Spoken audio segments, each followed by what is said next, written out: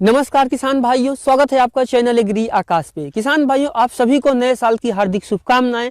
आज की वीडियो में हम जानने वाले हैं जनवरी के महीने में लगाई जाने वाली कुछ ऐसी सब्जियों के बारे में जिनका कि उत्पादन भी जल्दी शुरू होता है और एक बार उत्पादन शुरू होने पे आने वाले 4 से 5 महीने तक यह अच्छा उत्पादन देती रहती हैं। और अच्छा उत्पादन होने के साथ साथ किसान भाइयों, मार्केट में इनका अच्छा रेट भी आपको देखने को मिलेगा। तो किसान भाइयों, पहले हम 4 से 5 ऐसी सब्जियों की बात करेंगे जिनका कि मार्च से लेकर मई जून तक काफी अच्छा रेट रहता है।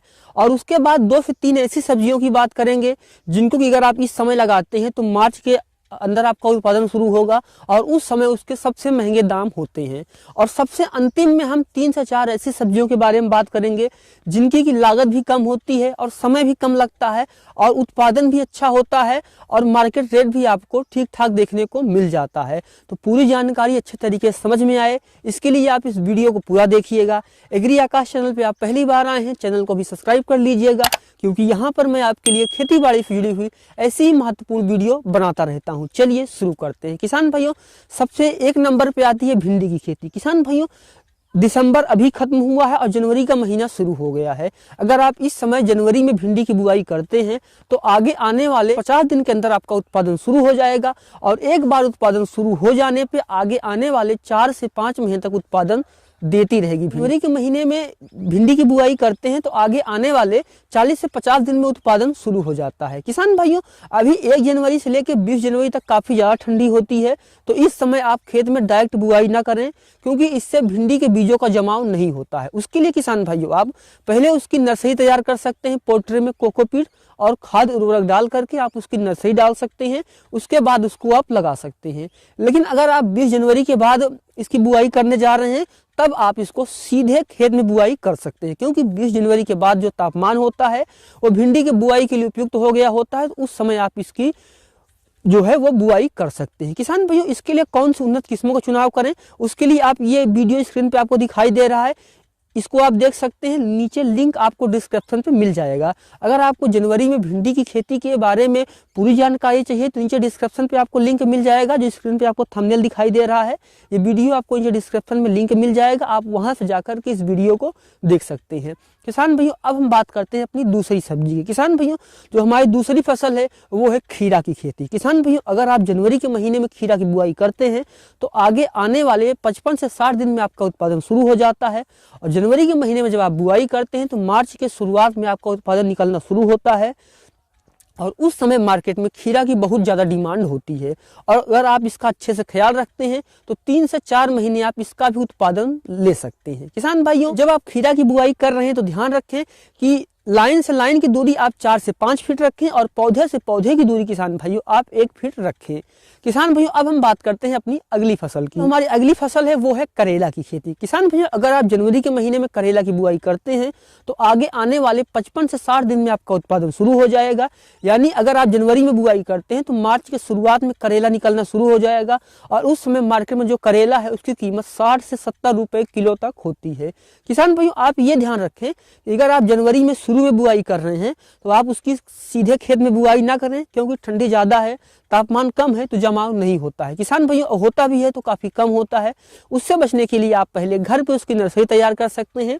जैसे कि मैंने वीडियो के शुरू में कहा, पोल्ट्री में आप उसकी नर्सरी तैयार कर सकते हैं और उसके बाद किसान भाइयों आप उसकी खेत में ट्रांसप्लांट कर सकते हैं। भाइयों, खीरा, भिंडी और करेला, जो तीनों चीजें मैंने आपको बताई, इन तीनों फसलों के साथ किसान भाइयों आप धनिया की इंटरक्रॉपिंग कर सकते हैं, जिससे खरपतवार हटाने का खर्चा भी कम हो जाएगा और आप अच्छा उत्पादन भी ले पाएंगे। चलिए अब बात करते हैं अपनी अगली फसल। किसान भाइयों, हमारी चौथे नंबर जो हमारी फसल आती है वो है लौकी। किसान भाइयों, अगर आप जनवरी के महीने में लौकी की बुआई करते हैं तो आगे आने वाले 50 से 60 दिन में आपका उत्पादन शुरू हो जाता है और इस समय लौकी का भी काफी अच्छा रेट होता है। लौकी के लिए कौन से उन्नत किस्मों का चुनाव करें, उसके लिए आप ये वीडियो देख सकते हैं। इस लिंक नीचे डिस्क्रिप्शन पे आपको मिल जाएगा, वहां से जाकर के आप ये वीडियो देख सकते हैं। अगर आप जनवरी के महीने में अगेती लौकी की खेती कैसे करें इसके बारे में ज्यादा जानकारी चाहते हैं तो ये वीडियो आप देख सकते हैं, नीचे लिंक डिस्क्रिप्शन पे आपको मिल जाएगा। चलिए अब बात करते हैं अपनी अगली फसल की। किसान भाइयों, अब हम बात करते हैं अपनी 5वीं फसल की। जो हमारी 5वीं फसल है वो है कद्दू। किसान भाइयों, अगर जनवरी के महीने में आप कद्दू की खेती करते हैं तो आगे आने वाले 60 60 से 65 दिन पे आपका उत्पादन शुरू होता है। और अगर आप 10 जनवरी के पहले कद्दू की बुआई करते हैं या फिर आप इसका ट्रांसप्लांट करते हैं तो मार्च के आसपास उत्पादन शुरू हो जाएगा। और उस समय 1 किलो जो कद्दू की कीमत होती है वो 20 से 30 रुपए होती है। और एक कद्दू कितना भी छोटा हो 2.5 से 3 किलो, और जो मध्यम होता है 4 से 5 किलो, और जो बड़ा होता है वो 7 से 8 किलो का होता है। और एक बार कद्दू की बुआई अगर आप करते हैं तो जब तक आपकी जो लताएं हैं वो फैलेंगी तब तक उसके बीच में आप चाहे पालक, धनिया या फिर कुछ ऐसी फसलें लगा सकते हैं जो कि 1 से 1.5 महीने के अंदर कट जाती हैं। ऐसी फसलों को लगा करके आप इसके साथ इंटरक्रॉपिंग कर सकते हैं और एक लागत में आप 2 मुनाफा कमा सकते हैं। अगर किसान भाइयों आप 15 से 20 जनवरी के पहले कद्दू की बुआई करने जा रहे हैं तब आप ध्यान रखें कि आप सीधे खेत में इसकी बुआई ना करें, क्योंकि जमाव जो है वो थोड़ा कम होता है। उससे बचने के लिए आप पोल्ट्री में, जैसे मैंने बताया, आप नर्सरी तैयार कर सकते हैं और उसके बाद खेत में इसकी ट्रांसप्लांटिंग कर सकते हैं। किसान भाइयों, कद्दू की जब आप बुआई कर रहे हैं या फिर आप ट्रांसप्लांट कर रहे हैं तो ध्यान रखें पौधे से पौधे की दूरी 1 से 1.5 फीट रखें, और जो लाइन से लाइन की दूरी है उसको किसान भाइयों आप 6 से 7 फीट की रखें। और अब हम बात करते हैं अपनी अगली फसल की। हमारी अगली फसल है वो है नेनुआ। नेनुआ को कहीं पे तोरी, कहीं पे अलग अलग जगह पे इसको अलग अलग नाम से जाना जाता है। अगर आप जनवरी के महीने में नेनुआ यानी तोरी की खेती करते हैं तो यह अभी आगे आने वाले 50 से 60 दिन में इसका भी उत्पादन शुरू हो जाता है। और जब आपका जो ये नेनुआ है ये मार्च के पहले हफ्ते में निकलना शुरू हो जाएगा और उस समय मार्केट में इसकी काफ़ी अच्छा डिमांड होती है। अगर हम औसत रेट की बात करें तो 1 किलो की जो कीमत होती है वो 40 से 50 रुपए होती है। किसान भाइयों, इसका भी अगर आप बुआई 15 से 20 जनवरी के पहले करने वाले हैं तो आप नर्सरी तैयार करके ही इसकी बुआई करें। और अगर आप 15 से 20 जनवरी के बाद बुआई करना चाह रहे हैं तब आप इसकी सीधे खेत में बुआई कर सकते हैं। किसान भाइयों, इसकी बुआई करते समय आप ध्यान रखें पौधे से पौधे की दूरी 8 से 10 इंच रखें और लाइन से लाइन की दूरी किसान भाइयों आप 1.5 से 2 फीट रख सकते हैं। किसान भाइयों, अब हम अपनी अगली फसल की बात करते हैं। जो हमारी अगली फसल है वो है फूल गोभी। किसान भाइयों, बहुत सारे किसान भाई हैं जो कि फूल गोभी का इस समय रेट कम होने से परेशान हैं और बहुत सारे किसान भाई हैं जिन्होंने इस समय फूल गोभी की नर्सरी डाल रखी है। अगर आपने इस समय फूल गोभी की नर्सरी डाल रखी है, जनवरी के महीने में आप इसका ट्रांसप्लांट कर सकते हैं और आगे आने वाले 2 महीने के आसपास जब आपकी जो गोभी है वो तैयार होगी मार्च के आसपास, उस समय फूल गोभी का भी मार्केट में काफ़ी अच्छा रेट होगा।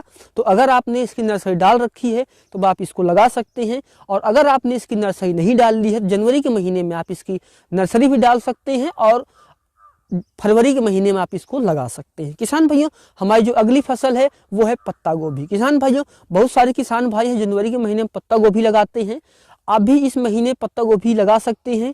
अभी जो किसान भाई पत्ता गोभी खेत में कटाई कर रहे हैं उनको मार्केट में कम रेट मिल रहा है, लेकिन यही मार्च के आसपास जब आपकी पत्ता गोभी तैयार होगी उस समय इसका काफ़ी अच्छा रेट देखने को मिलेगा। तो अगर आपके पास पत्ता गोभी की नर्सरी तैयार है तब आप उसको खेत में ट्रांसप्लांट कर सकते हैं। और अगर आपकी जो पत्ता गोभी की नर्सरी है वो नहीं तैयार है तो आप इस महीने डाल सकते हैं। तो जो हमारी अगली फसल है वो है मिर्च की खेती। किसान भाइयों, मिर्च एक ऐसी फसल है जिसकी मांग पूरे साल भर बनी रहती है, तो आप इस समय मिर्च की भी खेती कर सकते हैं। अगर आपकी जो नर्सरी है वो तैयार है तो इस महीने आप मिर्च की खेत में ट्रांसप्लांट कर सकते हैं।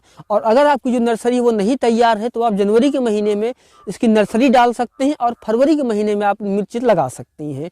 किसान भाइयों, अब हम बात करते हैं 2 ऐसी फसलों के बारे में जिनकी गर्मियों में सबसे ज़्यादा डिमांड रहती है। और अगर आप जनवरी के महीने में तरबूज और खरबूजा की फसल लगाते हैं तो आगे आने वाले 60 से 65 दिन में आपका उत्पादन शुरू होगा। और अगर आप जनवरी के महीने में लगाते हैं तो मार्च की शुरुआत में आपका जो खरबूजा है और जो तरबूज है दोनों फसलें तैयार हो जाएंगी और इस समय मार्केट में इसका काफ़ी अच्छा रेट देखने को मिलता है। किसान भाइयों, बहुत सारे किसान भाई हैं जो इन फसलों की बुआई फरवरी और मार्च में करते हैं, तो वो 1.5 से 2 महीने पीछे हो जाते हैं। और अगर आप जनवरी के महीने में इसकी बुआई करते हैं तब आपको मार्च में ही आपका उत्पादन शुरू होगा और उस समय आप इसकी काफ़ी अच्छी प्रॉफिट इसका कमा सकते हैं। किसान भाइयों, खरबूजा और तरबूज की उन्नत किस्मों के बारे में नीचे डिस्क्रिप्शन पे आपको लिंक मिल जाएगा, आप वहां से जाकर के उस वीडियोज को देख सकते हैं। किसान भाइयों, और अब हम बात करते हैं वीडियो के आखिर में कुछ ऐसी फसलों की, जैसे मैंने वीडियो के शुरू में कहा था कि लागत भी कम है, समय भी कम है और उत्पादन भी अच्छा है और रेट भी आपको ठीक ठाक देखने को मिल जाएगा। किसान भाइयों, धनिया, मूली और पालक, ये तीनों एक ऐसी फसलें हैं जो कि मौसम इनके लिए काफ़ी अनुकूल है और लागत भी बहुत ही कम आती है। तो अगर आप एक किसान हैं जो कि अभी खेती की शुरुआत कर रहे हैं या आपके पास बजट कम है, तो आप धनिया, मूली और पालक लगा सकते हैं। आप सोच रहे होंगे कि इसका रेट तो कम होता है। जी हाँ, इसका रेट कम होता है, लेकिन आप यह भी ध्यान रखें कि लागत भी इसमें कम आती है। और जो तीनों फसलें हैं जो मैंने आपको काफ़ी फसलें वीडियो की शुरू में बताई, उन सारी फसलों के साथ आप इन फसलों की इंटरक्रॉपिंग कर सकते हैं। यानी जैसे आपने कद्दू, खीरा, ककड़ी, नेनुआ, लौकी कोई सी फसल लगाई, तो जब पौधा है या जिसका अगर आपने ट्रांसप्लांट किया या आपने बुआई की, उसको फैलाव करने में समय लगता है, तो उन बीच में आप मूली, पालक और धनिया लगा सकते हैं। और 30 से 35 दिन के अंदर ये तीनों फसलें कट जाती हैं। जब उनकी लताएं फैलने के लिए, विस्तार करने के लिए आगे बढ़ेंगी, तब आपकी जो ये फसलें हैं ये कट जाएंगी। तो इससे आपको एक अतिरिक्त मुनाफा भी देखने को मिलेगा और खरपतवार हटाने का भी आपका एक खर्चा कम हो जाएगा। तो उम्मीद करता हूँ कि ये वीडियो आपको काफ़ी अच्छा लगा होगा।